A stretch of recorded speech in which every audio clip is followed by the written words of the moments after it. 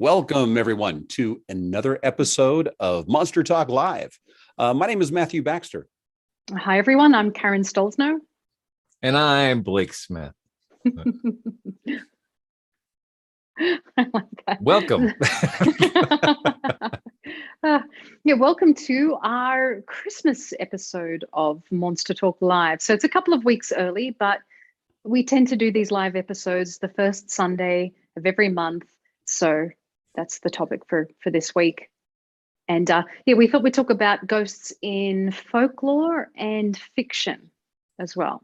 Yeah. So we've each got something of interest that we would like to discuss, I guess, that's relevant to the topic.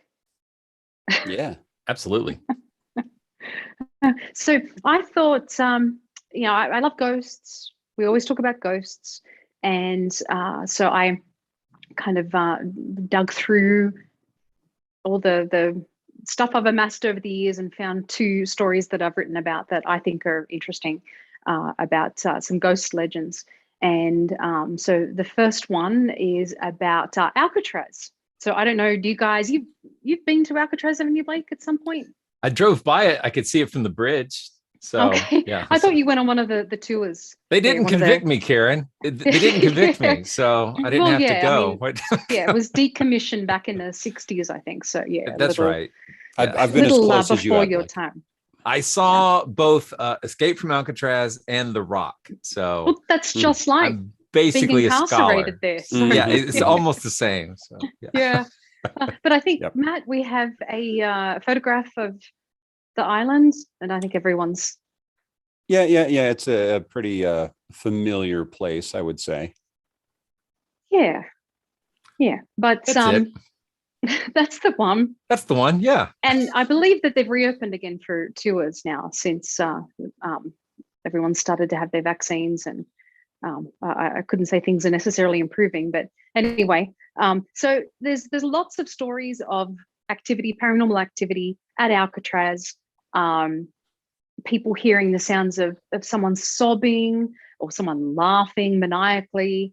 There are stories, and you can leave that picture up for a minute, I think. Okay. Just to get the feel for it, because a lot of people I'm feeling it.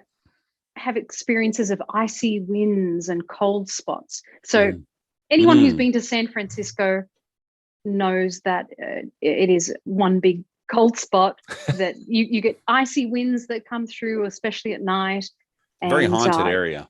It is. So it's really icy there anyway. So there's no surprise that people experience things like that. But people have experienced an apparition of a thing that has glowing eyes, some kind of cryptid that I think was in, gosh,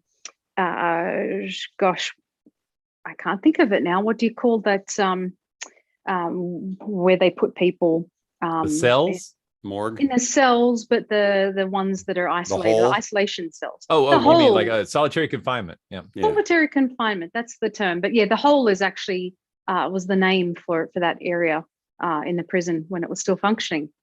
But anyway, so there are lots of sightings that people believe that they've had of infamous prisoners there, including the Birdman of Alcatraz, Robert Stroud, and Machine Gun Kelly, not the rapper, and Al Capone as well. So I think, Matt, we've got a picture of him. It could be his mugshot there. Yeah, we do. And a lot of people claim that they hear the sound of... It's my mugshot. Oh, yeah. It's a drinking pun. It's a drinking pun. He looks like a nice guy.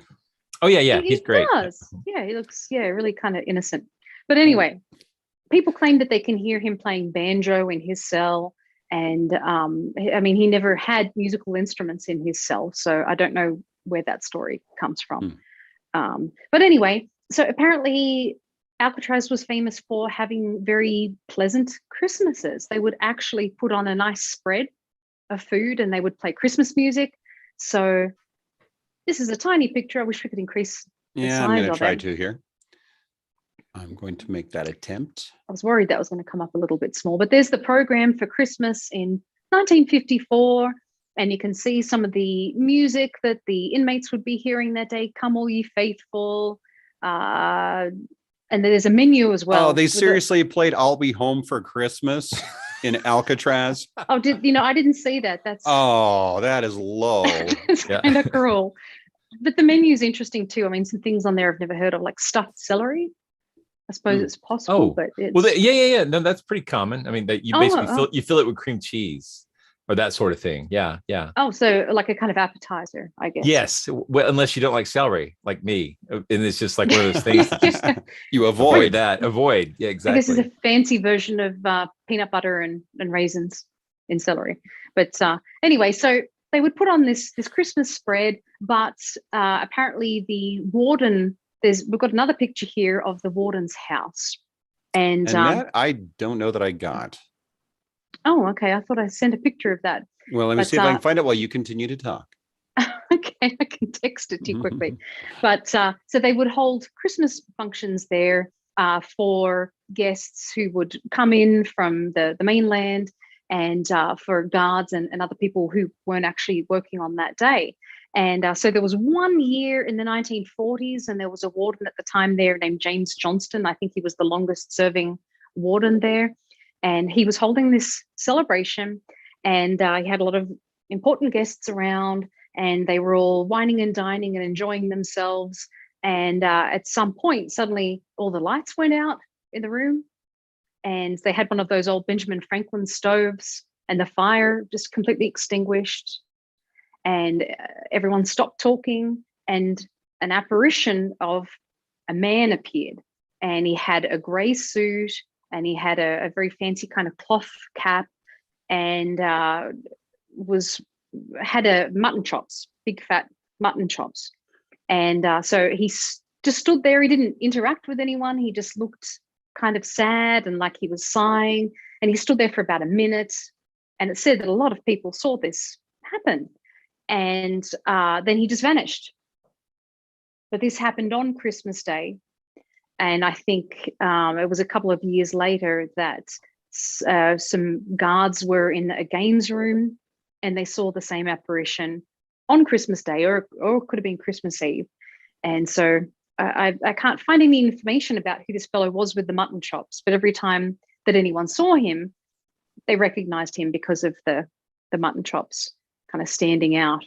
But anyway, I think that's a fun story, that apparently this ghost is still seen there. Now, Alcatraz is closed on Christmas Day, so it'd be nice to go and do an investigation there. Set up. Where better to spend your Christmas? Well, for people like us, No, exactly. Yeah. People like us. I don't even know what that means. I do. Well, what? ghost hunters like us. Ghosties. Yeah. So yeah, I don't know if he's still seen to this day, but again, they're not open on Christmas. So that would be interesting to catch a picture, because there are pictures of supposed ghosts. If you just Google that, you'll see lots of orbs and shadows and things. But none of them that look like Pat Mustard. No, none that. We need a picture for that, but yeah, we do. To tell everyone what we're talking about. Is that someone who has mutton chops, or? You could say so. Pat Mustard was the milkman on Father Ted. For those. Okay, yeah, that's on my. I've only seen like 2 episodes of Father Ted. Get on that. I know immediately. There's not that many episodes. Lots of babies in the area, and they were all known for the recognizable mutton chops. I see. So that's pretty funny. So that's the Alcatraz Christmas ghost story. And I thought I'd just tell one other story, and this one is about Anne Boleyn. So I think, Matt, you've got a picture of her there, and this is a very well recognized picture of her. Yeah. Even though it dates back to the 1550s, which was about 15 years after her death. So it's kind of interesting that's. It's a sort of contemporary portrait of her. But of course, we know her as the second wife of King Henry VIII of England. Doesn't her head come off? Yes, she was. Yeah, the dubious honor of the action figure. The first, the first of his wives to lose her head, and but I mean, she really changed the course of of English history. And so, you know, she has been spotted, her ghost has apparently been spotted at a number of different places that she either lived in or spent some time at during her lifetime. So the Tower of London and Windsor Castle, excuse me, Hampton Court as well. But the one that we're going to talk about briefly today is Hever Castle. And I think we've got a picture of that as well. Ooh, that's lovely. So it's beautiful. And she was not born there. She was born in Blickling Hall in Norfolk, but this was her childhood home. So she grew up here as a kid and spent a lot of time there. And I mean, she's famous for all of the sightings of her with her head chopped off. She's either carrying her head in her hands under her arm or something like that. So if her head's off, is she completely naked? Possibly. Ow. But I mean, there are some pretty macabre, ghostly sightings of her. And there's another one that's reported where she's headless, and she's riding a headless, a carriage with headless horsemen as well. And usually there's lots of blood and it's kind of gory. But with the ghost that appears here at Hever Castle, it goes back to happier times. So this ghost is a Christmas ghost. So it either appears Christmas Eve or appears on Christmas Day. And she's seen usually walking across a bridge that goes across, I think it's called the Eden River. And so she's seen kind of floating across the bridge or floating around the grounds. And there is an oak tree, and I don't know if it's still there to this day, but it's where she apparently spent a lot of time with Henry VIII, and that their courtship began under this old oak tree. I guess it sounds like a song. Yeah, Tony Orlando and Dawn, I think, wrote extensively about that. Yeah. So she is often seen on Christmas Day walking around this tree or sitting under this tree. And so we've got another picture, a final picture that's said to be of her. So this is a tourist who went to Hever Castle a number of years ago. Blake, I heard you scoff. No, I can see the hand. I mean, obviously, with a circle around it. Yeah, it's got the red circle, so it's pretty incontrovertible. Yeah. So, how do they know that's Anne Boleyn's hand? Well, according to this guy who took the photograph, he said that when he was there, he saw a fog or a mist that was in the castle, and that it was traveling around and it was following him, and he felt some kind of unknown force as he walked around.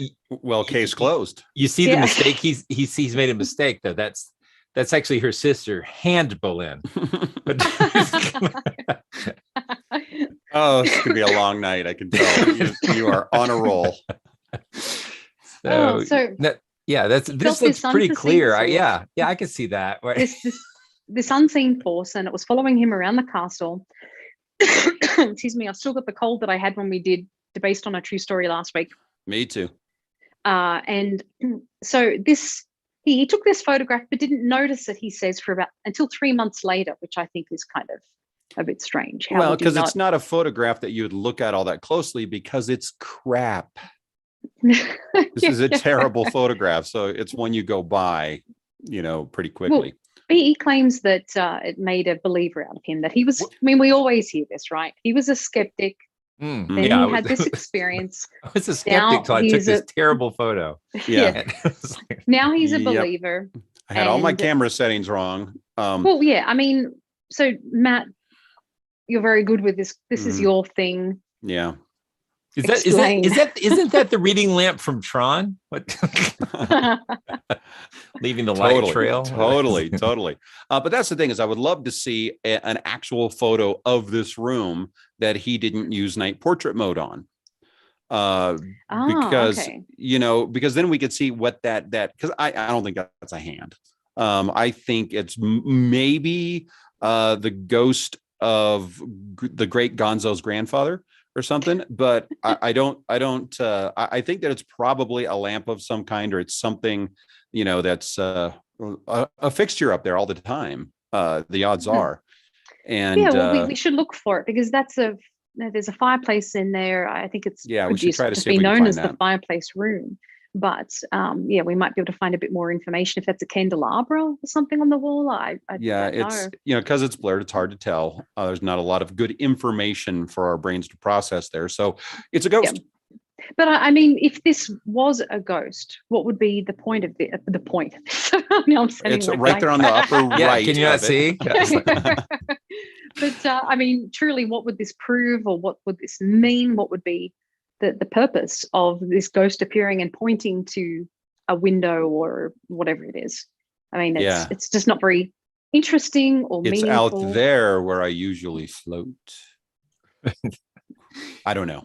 I But don't for all know. of the other It makes no sense. sightings that people believe that they've had, the I'm other sure- experiences that people believe that they've had, they're a lot more interesting than this. So why is it that we never capture a picture of Anne Boleyn wandering down a hall with her arm over her head under her arm? Why do we never see anything like that? Why is it always something so mundane? Well, for one, I think that hygiene was a lot different in those days, and she probably didn't want her head under her arm. Ew. But yeah. But on top of that, I think you bring up a great point, Karen, that is not expressed enough, and that's in all these ghost pictures. What point is the ghost making? What if they're going to show Because themselves? it's usually 'Cause not a hand pointing, right? Yeah, well, they don't show themselves all the time, and when they do, it makes no sense. Well, this is it's her old cursor from her old Mac. That's what that is. Yeah. So, Yeah. So it's not the most interesting shot, but this guy is pretty convinced. And yeah, this came from the Daily Mail, so it's good not for the him. most I'd reputable good source. for him. let's Did we lose Blake? Oh yeah, it seems like he's frozen. His little dude is not running. So, and by that, oh no, he's gone. All right.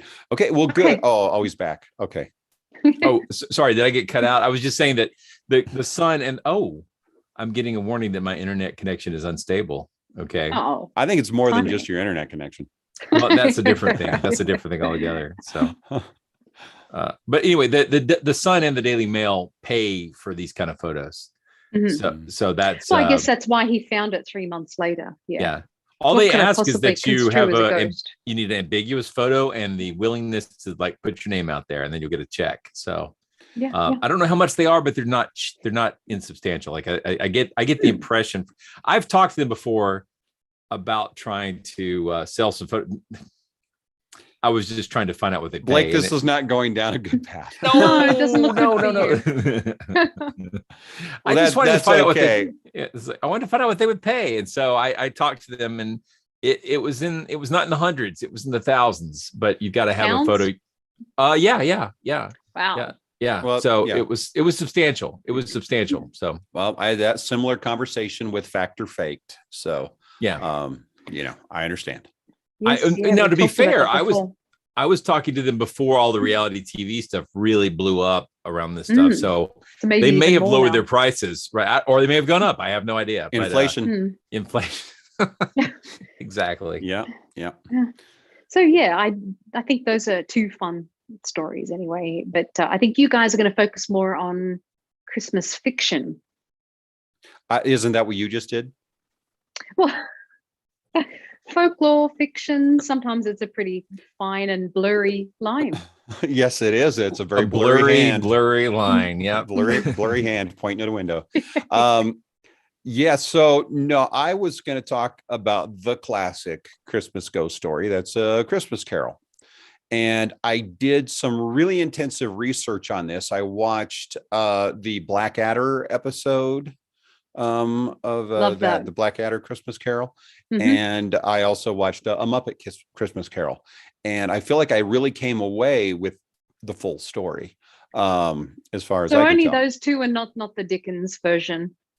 Well, that one's boring. The Muppet Christmas Carol is the Dickens version. In fact, Gonzo the Great does play Charles Dickens in it, and it is. Dickens was Ebenezer. famous. Dickens was famous for his chicken fetish. It's well known. It's well known. So. Yeah. May I have another, sir, please? The thing is,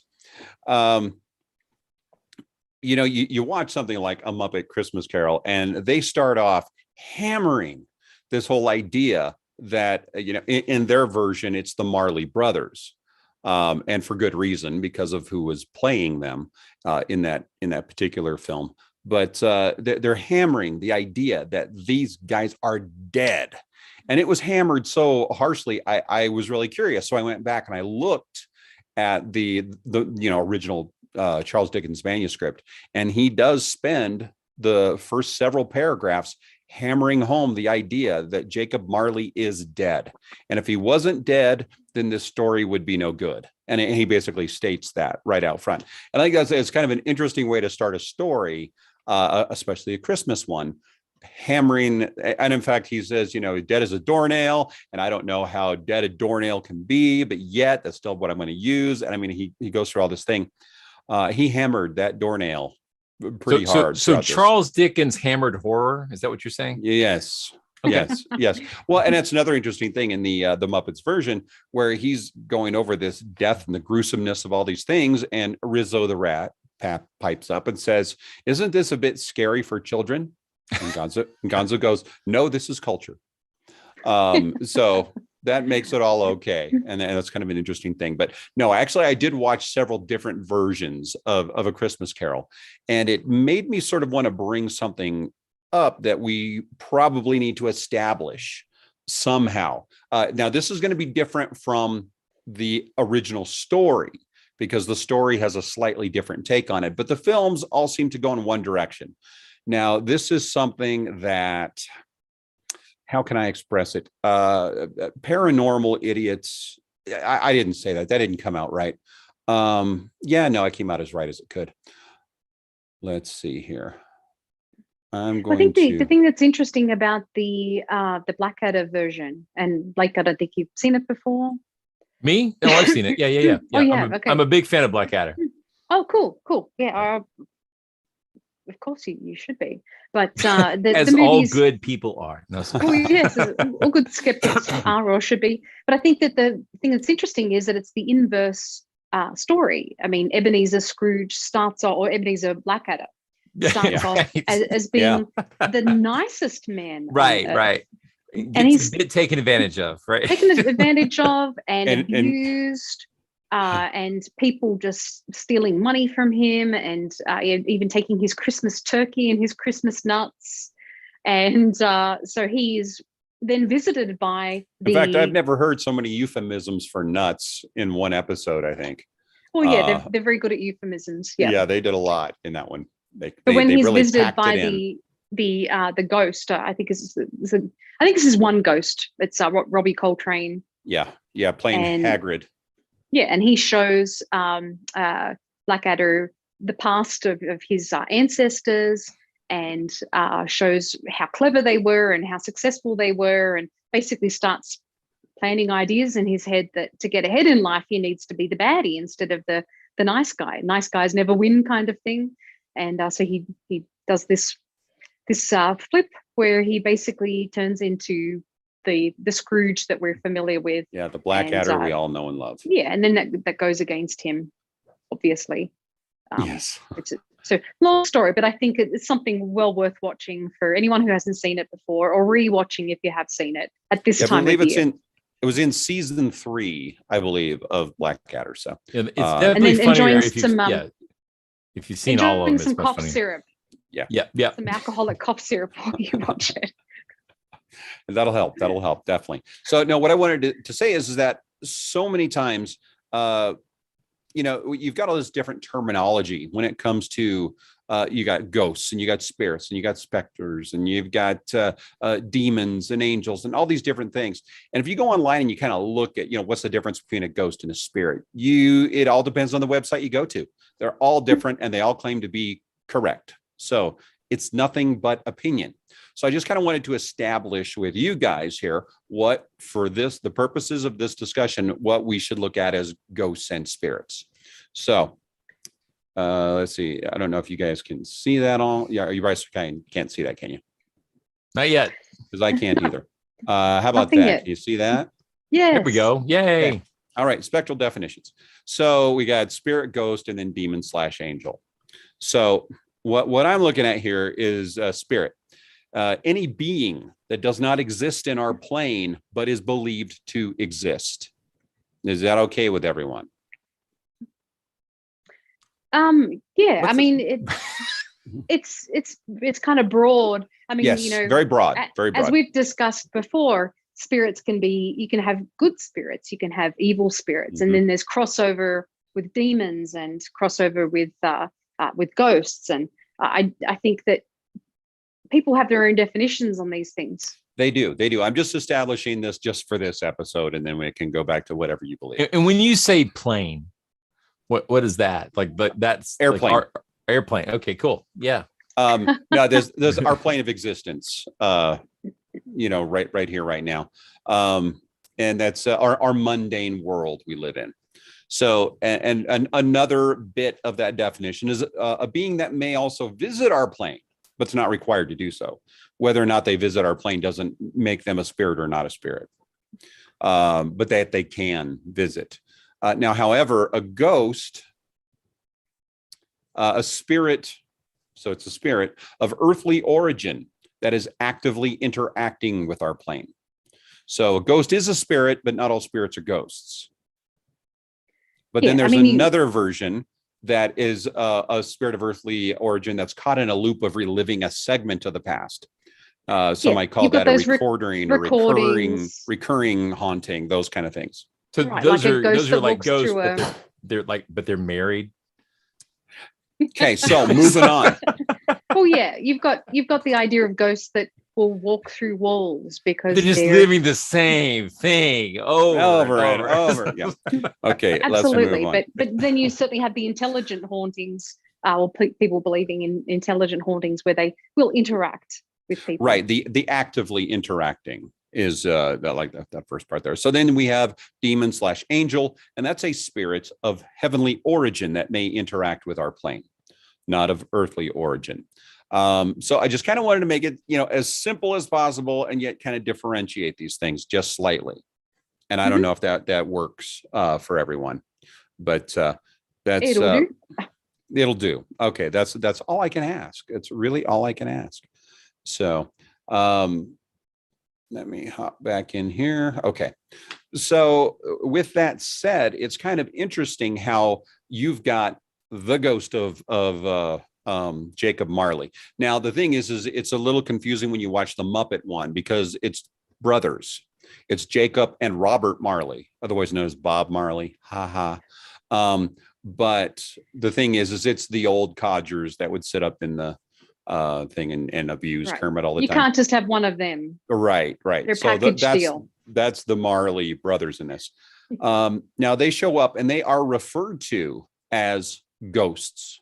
And also in all the other versions of this, they are referred to as ghosts, or he is, Jacob Marley is referred to as a ghost.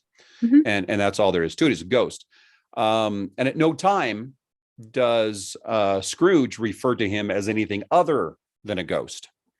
So, and also I think it's interesting that it seems to be that in a lot of things that came after this, it became an established idea that a ghost is going to drag chains. And that's I think that kind of actually it's interesting that he didn't pull that from nowhere. There actually is a really cool ancient Roman ghost story, and the ghost is rattling chains and wants to be given a proper burial. It is like the oldest ghost story I've ever read, and it is I love it. It's absolutely the same motif. Ghost buried in the wrong place, rattles chains, and wants to be buried in the right place. They set it to right by moving the body. So now, why did he have chains in that version? I don't remember. Were they of his own making? It was not like no, they were not. They were not. I got the impression it might have been a slave story. I have to go back and reread it. It's been a long time since I read it, but it is the oldest ghost story I've ever read. Yeah, and it was like, it freaked me out that it was ancient Rome and had the same motifs. But you're right. But Dickens added the chains or the built. He created them. Yeah, I love that. Yeah, each link he forged himself with his misdeeds, and so that was really a nice touch. Definitely. And I was not aware of this older Roman one. That's really cool that it's there and that Dickens was able to give some sort of, his own version of background on why he would have chains. But then when you get onto the other ones, in fact, here, let me see here. I did pull up, like I said, the original story. And when you look at the table of contents, and I don't know if you guys can see this, the table of contents clearly states that the first one's a ghost and the other ones are spirits. And I think that's kind of interesting, that you got the first of the three spirits, the second of the three spirits, and the last of the spirits. So those three they do not seem like they are of our earth. They seem like they come from this other place where time is different. And in fact, the three of them seem to be aspects of time. So Jacob Marley, the ghost of a human or a former of human. And he's really the only voice of true warning. He comes through saying, I did this and I did this, and now this is where I'm stuck, and it's the road you're on. Your chains are practically already made and ready for you, and you're going to be visited by these three spirits that maybe can make you see a different path. But I think already, that had him pretty rattled, as it were. But someone had to say it. I thought it would be Blake, but I did love, it's all good. It's good. Yeah. I did love his skepticism, though. The line that really stands out is, "There's more gravy to you than grave." Yes, meaning that he thinks that just from something he ate is why he's having this hallucination. Humbug. Yeah. So it was a very nice bit of skepticism that they put in there, because when I had seen that apparition walked in front of me those years ago while I was investigating that old church, I am almost positive it's because I ate a burrito about this big beforehand and a pound of M&Ms. Wouldn't be the first time. And it won't be the last. But that is such a trope, though, to have a skeptic that has an experience that makes them become a believer, changes their outlook somehow. Just like the guy who submitted those photographs to the Daily Mail. Yeah, I was a skeptic. I mean, that's the only thing that gives anybody any credibility. I was a skeptic, and this changed my mind. Yeah. And of course, every single horror movie has that exact same thing. Trope. Oh, I don't believe this is real. Oh, this is real. It's the same thing in everyone. You learned your lesson. Yeah, this is no different with this particular story. So, but it's interesting. The spirits all seem to embody a certain period of time. It's like they are a personification of a period of time, and it's really interesting to watch all that fall into place as it goes down the line. And of course, the most jolly of them all is the Christmas present. And when I was younger, I always thought that was the ghost of Christmas presents. So why wouldn't he be jolly? But homophones, yep. But yeah, so and the main thing there is live in the present. Be alive now, live in the present. Don't constantly be worrying about how you're going to save for tomorrow and things like that. And but at the same time, you need to look back and think about the things you've done and what you can do to fix those things. And so it's kind of fun how you need to balance between you have to balance between grasshopper and ants. You have to balance. Yes. Yeah. By the way, it was a ghost story from Pliny the Younger, and the reason he had chains was he was actually had been buried wrapped in chains, intertwined with chains, and his body had rotted away. But they took the chains and the body and put it in a proper burial to answer that thing. That's how they laid that ghost to rest. So Pliny the Younger, very cool. There are just so many versions of A Christmas Carol. I think maybe at least 20 versions. And some dating back to the early 20th century. I think, isn't there a film around 1910? And I mean, some really old ones. And I remember every year stage in Australia, productions are, there's some really great old ones. Yeah.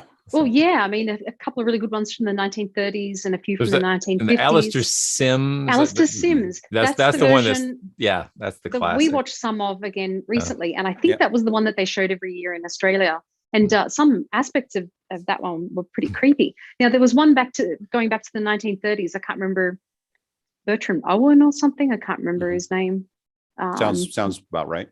I'm sure I'm mixing names at this point, but it's they don't actually show the ghosts, so it's kind of something you have to visualize in your own mind. But I guess they just didn't have the technology then. But I think that it certainly had its own creepy element. I mean, there are a lot of great horror films from that era too. Yeah. That don't have all of the effects that they have today, but they were still very creepy for their time. But it's certainly fun to go and look at all the different versions of Christmas Carol. And I admit, I haven't watched many of the more modern ones. I think that the most modern one I've watched, I think, is at this point a Muppet Christmas Carol. I didn't see the one with Jim Carrey. And there's multiple others, and of course, there's you have Scrooged, Bill Murray. Yeah. but the one that you were just talking about, that one was actually called it was Alistair. What was his name? Alistair Sim. That's a Alistair Sim. That one was also called Sims. Scrooge. It was released under both names. So and then of course we had Scrooged with Bill Murray as well, which I think was a good reimagining of the story. That's why, as a kid, I think I thought that the book was called Scrooge for that reason. Yeah, but of course, now that name is synonymous with being miserly, being cheap, and it's such an incredible story to go back and read the original tale as well, and just such an important view on the poverty in that time, and just a social, interesting perspective on society for that time. And it's scary in more ways than just the supernatural. Well, Dickens really did beat us over the head with his politics in it, but nevertheless, it was a good message and a good story, but one that normally would be based on a lot of guilt, and he was able to turn it into how to achieve a lot of joy. So I think it was a nice bit of maneuvering he did there to keep it from being just about guilt. But I think that's a lot of times when we try to teach our children to be charitable and everything, it does come from a place of guilt. So it's good to see that you can really cleanse your soul from being charitable as well. So it's a good message. It'd be really easy for me to transition into my bit now if you want. I was just going to say, sure. Hey, Blake, I think now would be a great time for you to transition into your bit. Yeah, Blake, can you transition to your bit? I'm going to try to see if I can smoothly transition now into my bit. This is going to be great. Yeah. So because you're talking about Dickens, and he and his story of Christmas Carol are really synonymous with this idea of ghosts and Christmas, but the tradition of telling stories, especially ghost stories around Christmas time, is actually older than that. And there's been a lot of interesting writing around this. I found a couple of pieces in the Smithsonian talking about this, but we've closely associated Christmas stories and ghost stories with Victorian England, and Queen Victoria ruled a long time. But Dickens is sort of predated by this idea of having the Yule Log and the Yule holiday, which is this ancient Germanic holiday. And it is closely tied with things like the Wild Hunt, and it was tied to a calendar month, or this idea. It's tied to the 12 days of Christmas. It's tied to Germanic religions. So it's very pagan adjacent, if not fully pagan, but it kind of got pulled into Christianity. But it involved celebrating the fact that you've got the longest night of the year. And so you've got the Yule log, which is going to burn all night long. And you've got people drinking and celebrating. And when humans sit around a fire, it's inevitable that they start telling stories. And so the tradition of campfire stories, sitting by the Yule log and telling ghost stories with alcohol, eggnog, or whatever, is an ancient, it's an old tradition, a very old tradition, hundreds of years old. There's been times when Christmas celebrations were banned. The Puritans banned them in the States, Cromwell banned them. But in the times that people have sort of relaxed and enjoyed this sort of hybridity between the pagan and the Christian, it was natural that spirits and ghosts and ghost stories would become a part of that. And so Dickens was sort of taking advantage of that in his fiction, writing this Christmas ghost story. And so that was 1843. And he wrote several other ghost stories, but I don't think any of them are as well known. Maybe the second runner-up would be The Signalman, which he wrote in 1866. And that's a very cool sort of, it deals with the past and the present and a disaster on the rail, which is probably very personal to him because he was in a nasty train wreck himself.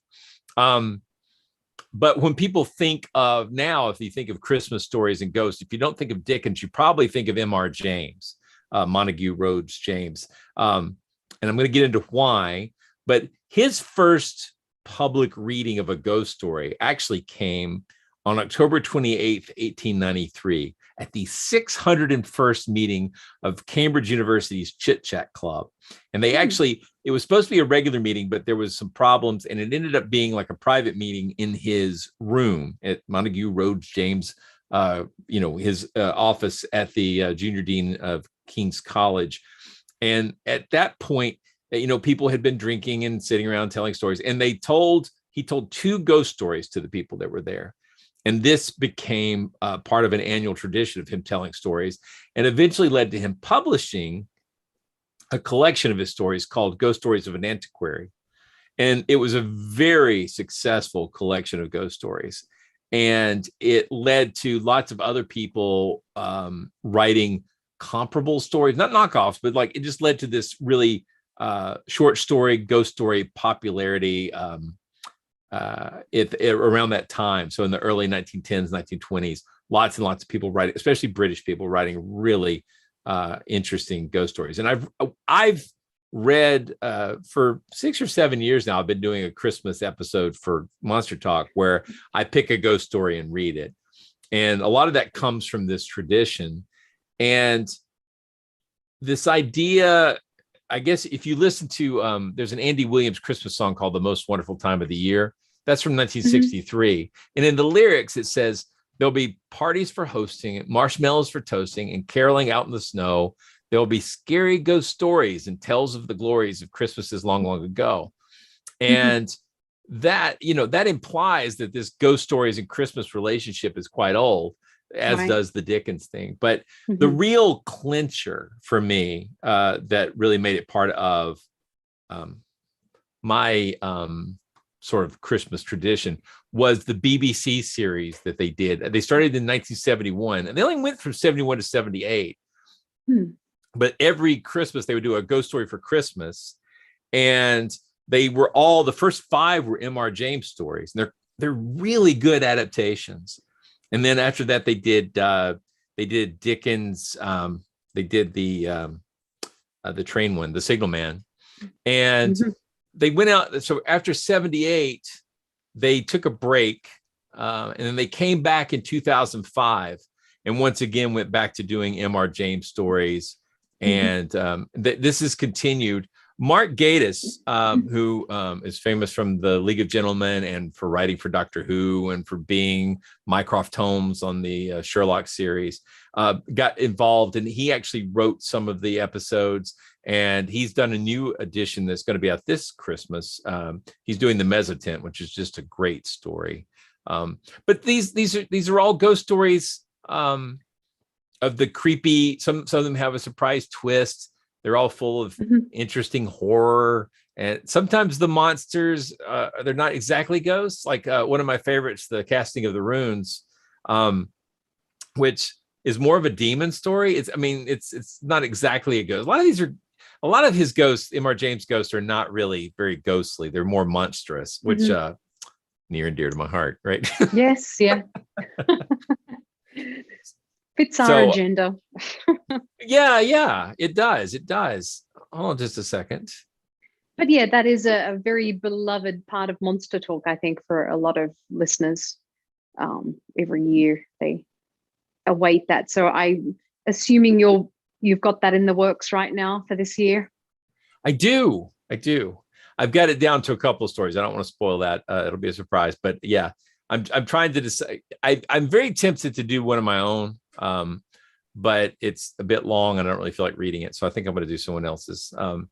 That would be fun. Yeah, I've done one of mine, and I've done I think some E.F. Benson, and I've done some Memoir James. I love them. I think ghost stories around the Christmas time, especially Christmas Eve, it's just a great way to spend that night. And plus it sends your kids to bed with just a little, they'll get the creep on, so that's always good.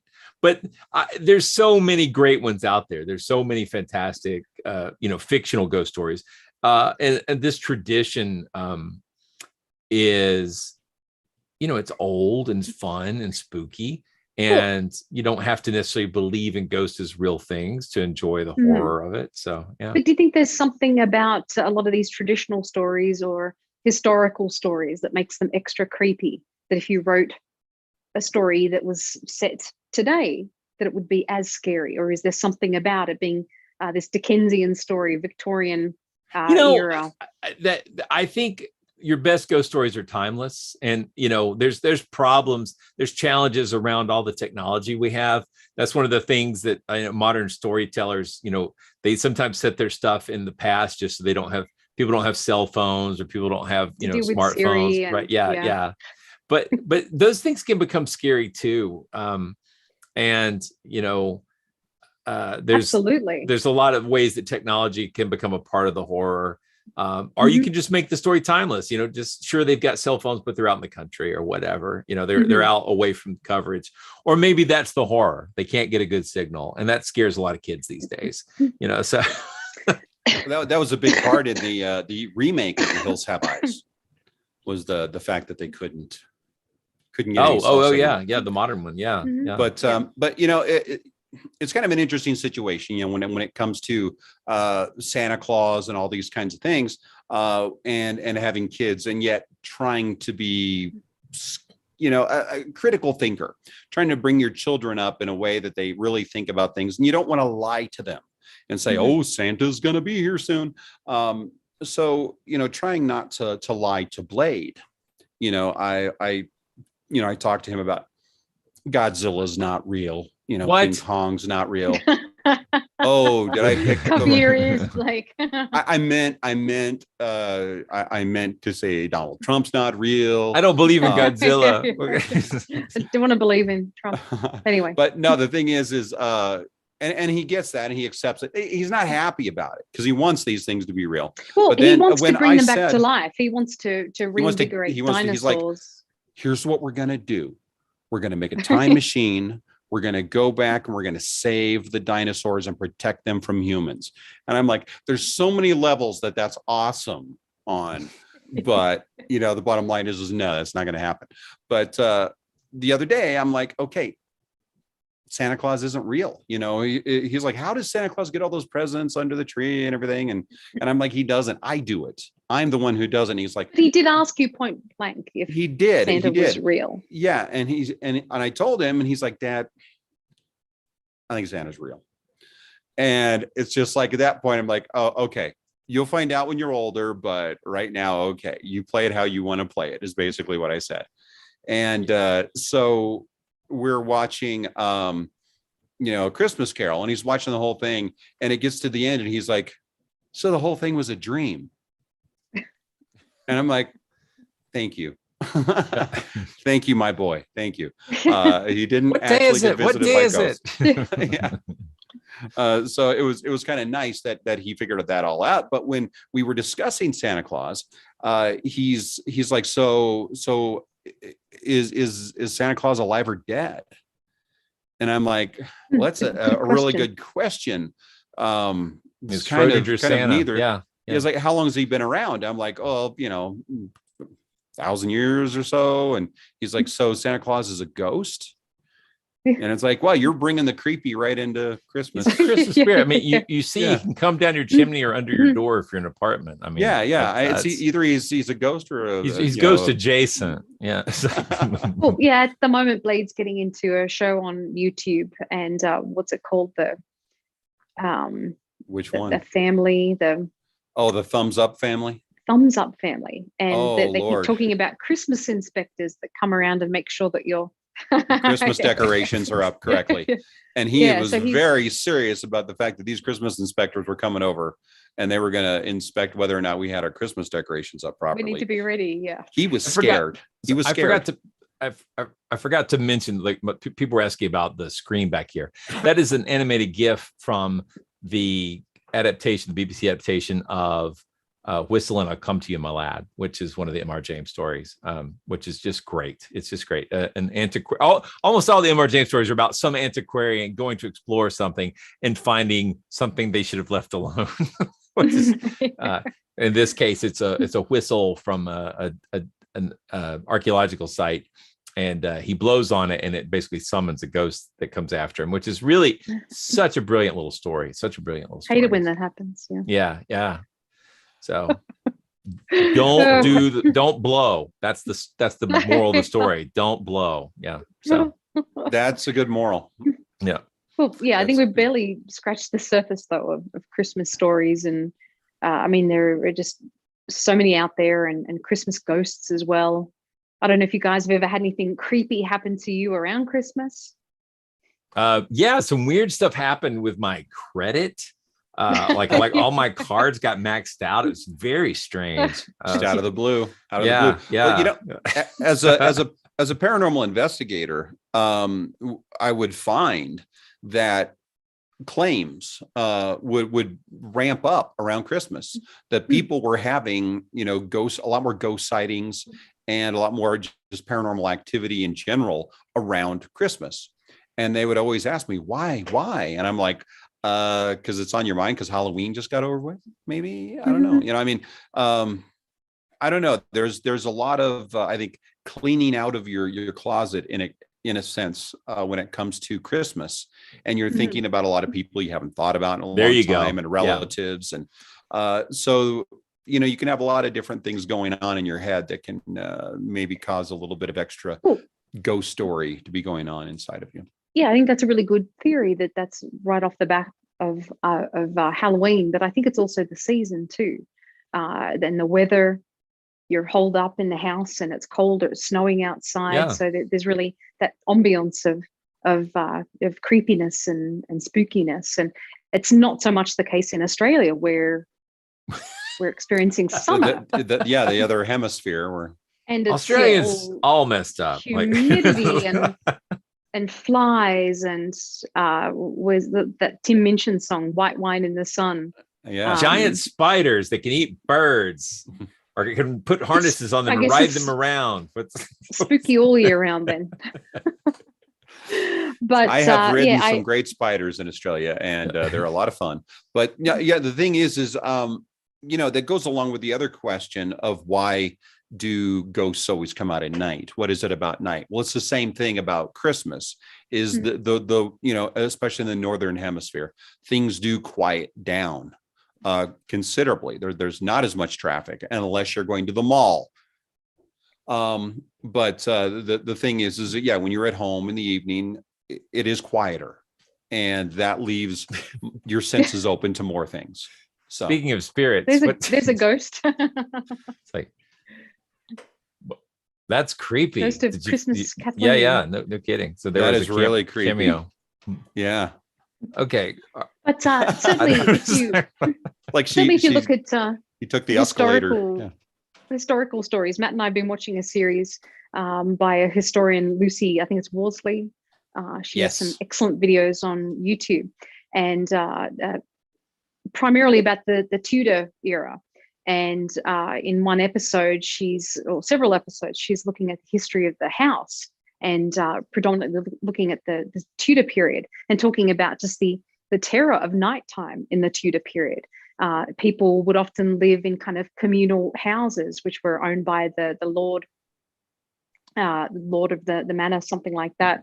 Or, you know, they would live in little cottages, and they would just be very scared of the nighttime and the dark outside, and thieves and robbers and spirits. And I mean, it was just a terrifying time. And it must have been particularly bad around Christmas time, when it's just the middle of winter and snowing, and just, I mean, it certainly really conjures up that eeriness.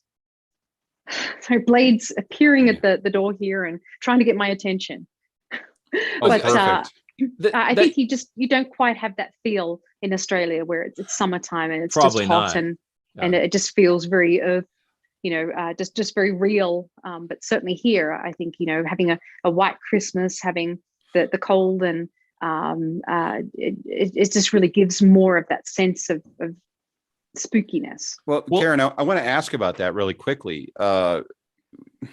Here, we've got, I'm dreaming of a white Christmas and I mean, just snow and Christmas and cold and Santa Claus being in his big red coat and everything else is just so ingrained and intertwined with Christmas. Mm-hmm. Growing up in Australia, where that just simply wasn't the case, were you watching the sort of the media from the rest of the world and going, man, we're left out? I mean, what was it like? Absolutely. There was definitely that sense of, you'd see these postcards and just imagery of white Christmases. And as you say, just all of the music and everything that surrounds Christmas in America or in England. And I mean, it was so completely different to our experience. And I mean, most of the media that we were getting and comedy dramas coming from America, coming from England, and it was just so far away from my experience. It was just a very strange feeling. I mean, I think in some ways you kind of incorporate that into your understanding of what Christmas is, but it's not your own personal experience. So it can be just a very, very strange thing when you're having a barbecue on Christmas Day, you're going to the beach on Christmas Day, but then you still have in your head that Christmas is pine trees covered in snow and building a snowman in the front yard and dressing up and wearing scarves. So that's certainly incorporated into your idea of what Christmas is, but it's not how you're living Christmas. So it is. Did you have mall Santas and that sort of stuff? Yes, yeah. I'll have to find a photograph. I've got a photograph of me when I'm about 6 years old, sitting on Santa's lap. Is he wearing shorts? No, I mean you do have that kind of parody of Santa too. Yeah, Santa at the beach, and he's wearing shorts and thongs, which are flip-flops for Americans. I don't think you want to think about Santa with a thong. I'll think about what I want to think about. But I mean the Santa whose lap I'm sitting on, he's got the stomach and the beard and the hat and the garb. So it's just a very strange thing to grow up with all of this imagery of did Christmas. Did you believe in Santa? Because it seems a little extra implausible. I from a very early age, maybe about 5 or 6, around the same age that Lady is now, started questioning the Tooth Fairy and Santa Claus, and I think my parents persisted in telling me, yes, these characters are real.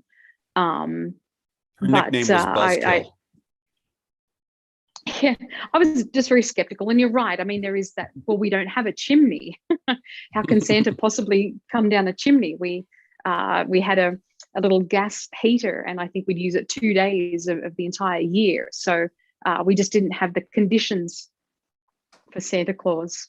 So it really made it very implausible. Implausible. But it was still part of the But it was still definitely part of the culture of Christmas, even in Australia, and we still have decorations and Christmas trees, and we drive around at night time with the air conditioning turned up full bore, looking at Christmas lights on people's houses. So a lot of the culture. So people did the lights. Okay, they did the lights. Oh yeah. People do lights, and I mean the full decorations. We call them decos, short for decorations, obviously. But yeah, we did all of the practices. I mean, I remember going to my grandmother's one year, and she'd made a turkey.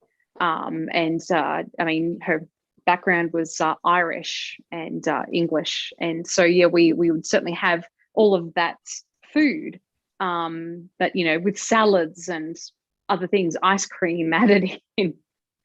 So it's a different experience, but in many ways similar too. And so it's just a strange thing when you're grappling with that kind of Christmas dualism, I guess. Yeah, I had a couple of Christmases over in Bahrain that were a little different, just a little different. Well, yeah, I mean, then you've got religious factors coming in, a completely different culture. In your flat, but you at can the same celebrate however time, you want to, but yeah, just the food, the what's available. You can't go down to the grocery store and buy a turkey. no. So but then I'm sure being there with other Americans, you tried to incorporate as many of those I did cultural aspects as you could. My big thing was trying to get a Christmas duck. I went to there was like a good Chinese restaurant, and that I wanted to get a Christmas Chinese duck. for Christmas. That's American. Well, I took that straight out of Christmas Story, the movie, and I thought, well, maybe I'll do that. That'll be a fun thing I can do. And it was like this weird negotiation to get the Christmas duck. It was like they didn't want to promise me a Christmas duck, but I didn't want to not have the promise. Like I really wanted to know I was getting a Christmas duck. It was like right up to the last minute before I got it all confirmed, but it was quite tasty. It's good. It's good. The only Christmas duck I've ever had. So I wanted to say one more thing about I know we're running out of time, but the Yuletide holiday being associated with, much like the Halloween, that the walls between our reality and the spirit world become thin, and that there was a lot of, in the Germanic tradition, there was this idea that the dead walked. Like, this was a time when you basically got the dead wandering around. So, and I gather I haven't had enough time to do any deep research on this, because I am curious. I need to talk to some medievalists, but I wonder how much of that is like ghostly versus zombie, because it seems like it's more of the fleshly. Like, this doesn't seem like spirits. It seems like, no, literally the dead are walking, and that's a lot creepier to me. So I want to find out more about that. So maybe we'll talk about that more in the future. Yeah, it sounds like a topic for Monster Talk regular podcast. Yeah, I want to throw something out.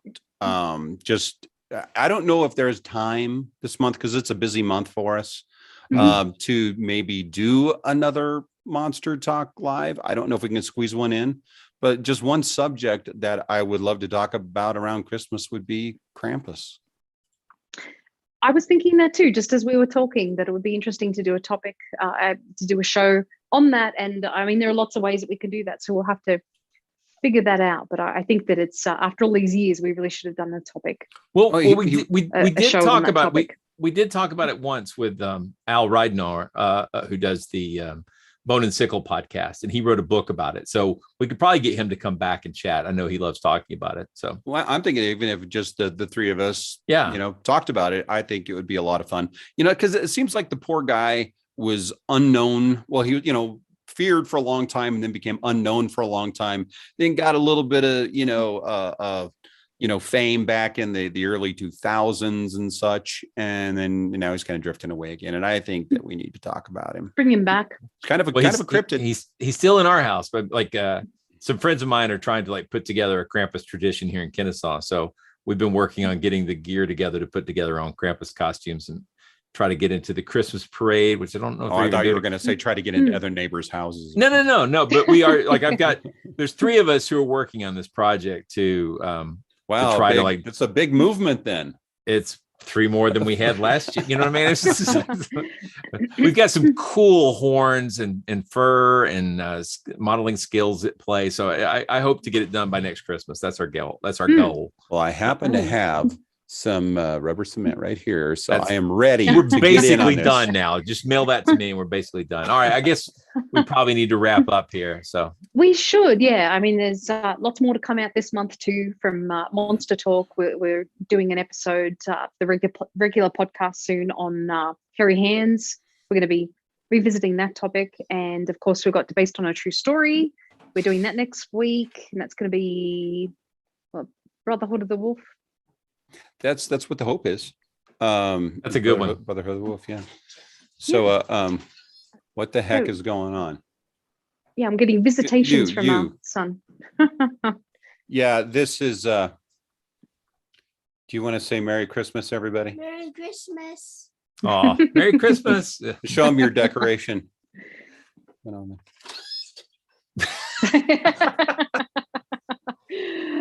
you snap with it? Yeah, that's the snap. That's the snap. Let me see here. Yeah. I can't pull the fun though because it's very hard. Well, it's hard for you. It's not hard for me. Right. Anyway, on that All right. Okay, that's note, enough. We'll be back. It's inevitable. No. Yes. Yes. thank you so much Well for said. watching our ramblings, and this has been a lot of fun, and we really appreciate your support. And you know, Merry get in Christmas. touch with us. Tell us Yeah. what you'd like to hear about on the show for next year, for 2022. And yeah, we just love being a part of your lives. Yeah, and this is the season for giving. Not forgiving us for Forgiving. this. Forgiving for us. Not Forgiving, for forgiving. forgiving us for the puns, but for giving as in patron. Patreon.com/Monster Talk. Right. We appreciate your support, and whatever way you can lend it. And yeah, thanks for joining us tonight or today. Got lots of people watching this, the archived version of this show Yes, as well. That's right. Yes. Stay So- spooky. Enjoy this when you can. And thank you, everyone. And we'll see you next time. See you All right. soon. Thanks a lot. Bye-bye.